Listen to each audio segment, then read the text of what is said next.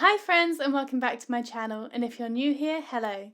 My name's George Agenbar and I'm a UK music producer. Today's video is about mastering our music, and if by mastering our music to a certain level of loudness set by streaming platforms, we're actually compromising on the quality of our audio. So if this is something you want to learn a bit more about, then make sure you stay tuned and hit the subscribe button and notification bell for new videos every Wednesday. And things will never be the same when I hear your name since you kissed me in the rain. So when we master music with the intent to upload them on streaming platforms, we keep an eye on the loudness level of our track to make sure that it's right for each platform.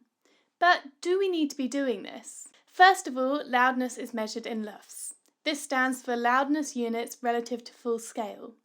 They measure the perceived loudness of a track using average level over time.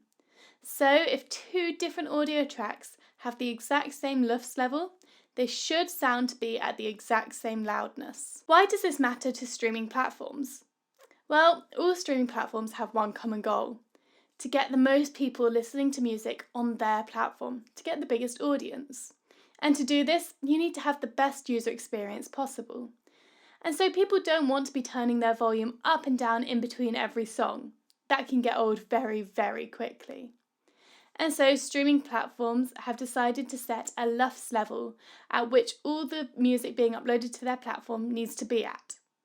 But obviously they can't control this. They can't make sure every artist or every engineer uploads music at the exact same volume or loudness or LUFS level.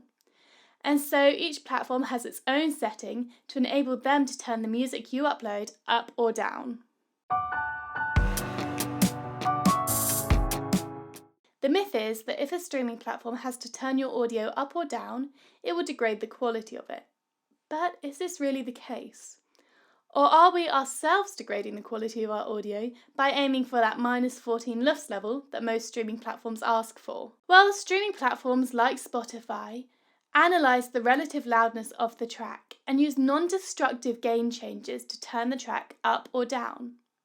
It's literally like pushing a fader up or down in your DAW or on a mixing desk, or turning the volume dial on a stereo.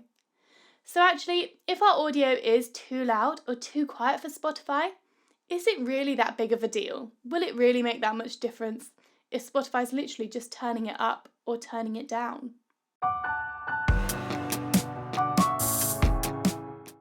So now that we know it's non-destructive gain changes being made, who's really to blame for the degrading of the quality of our audio? I think in a way, aiming for the -14 LUFS level, we could be degrading the quality of our audio. We're focusing on the numbers and not the actual music. And so in many cases we may be over-compressing or under-compressing our final masters, or making changes that we don't need to make just to try and get to that ballpark figure. The way I think of it is that if you get a really, really great sounding master, but it's too loud, when Spotify turns it down, it's still going to sound really, really great. But if you get a master that's at the exact perfect level for Spotify, and Spotify doesn't need to make any changes, but it sounds meh, it sounds alright, at the end of the day, it's still just going to sound alright. Now, all this isn't to say forget about the numbers completely. I think we still need to bear them in mind, but I don't think we need to make them such a priority that I think lots of us do at the moment. I've made a lot of sweeping statements so far in this video about the LUFS level and what Spotify does to your audio, and how maybe we don't need to concentrate on it as much. But now I think it's time for us to have a bit of an experiment and see whether the actual results support what I've been saying. So the recommended LUFS level for Spotify is -14 integrated LUFS. I'm going to do 3 different masters of a short section from my song and master it to different levels. One at -10 LUFS, one at -14 LUFS, and one at -18 LUFS. I'm then going to upload these all to my Spotify. I'll leave a link to the 3 different masters in the description so you can go and listen to them all yourselves and decide if there is actually any difference. And I'll leave these on my Spotify for a couple of months. But I understand that sometimes we hear the results we want to hear. And so to avoid this, I'm going to record the songs from my Spotify back into my DAW using my interface, so we can really look at how the LUFS level has changed and whether any frequencies have been altered between the original and the uploaded version. So here are the 3 tracks that have been uploaded to my Spotify. Please feel free to go and listen to them yourselves. The link will be in the description. Interestingly, Spotify didn't really make that much difference to the LUFS level of the -18 LUFS track at all. As we can see, the audio is still around that sort of level.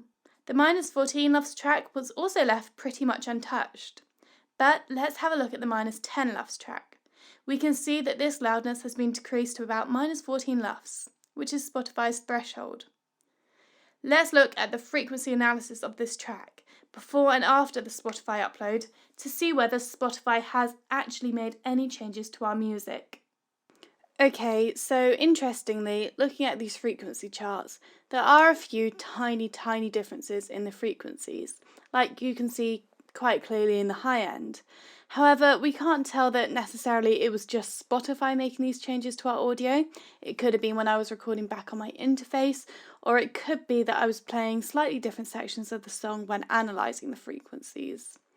However, really in the grand scheme of things, not too much difference has been made to the sound of the audio. It's not been too drastic. So, all in all, while the LUFS level of our track is important to bear in mind, it won't really make too much difference to the actual quality and the actual sound of our audio, unless perhaps your audio is a bit quieter than the specified LUFS level, as Spotify may not necessarily turn it up, which we found out throughout this video.